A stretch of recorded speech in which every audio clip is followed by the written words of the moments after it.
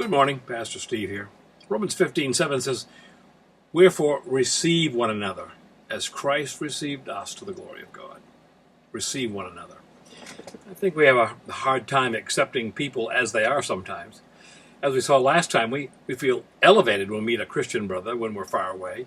Makes us feel like part of something bigger than ourselves. We come home and we give testimony in a small group as how good God is and how we just hit it off. That's because of Jesus. We don't know the differences that we might have with that person, so we can easily get along.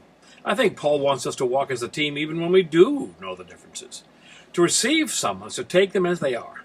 To welcome them, I think to earn the right to teach them and earn the right to be heard. I recall a dear friend of mine telling me of his visit to a certain church a number of years ago. He worked with a pastor on a loading dock and he respected him. One Sunday he rode his loud old Harley up to the door and walked in the church, all dressed in his leathers and headed for the pews. He said it was like the parting of the Red Sea. People on either side of him saw that cut and club vest and slid away as far as they could.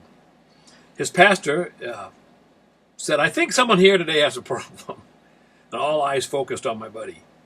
And then the pastor continued, "And it's all of you who are looking at my good friend." They didn't receive him. But that pastor sowed some real good seeds, both at work and at church, because he did. So in fact, did Jesus. "Just as I am, without one plea, but that thy blood was shed for me, and that thou bidst me come to thee, O Lamb of God, I come, just as I am." Much good can be done, and much trouble avoided if we receive one another. It's risky to treat people like Jesus did. Hard, too. But every person on this earth is a soul for whom Jesus died. I think it looks like this.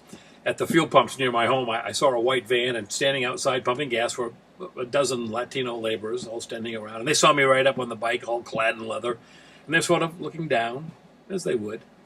I looked across to the pump, and I smiled and gave them my very best, "Hey, buenos tardes." Then when they smiled, I said, "And that's all I know." They all laughed, and their mood lightened as far as their faces went. For just 1 minute, the Jesus in me reached out and touched them. What a happy ride home we all had. Well, at least I did, and I bet they did too.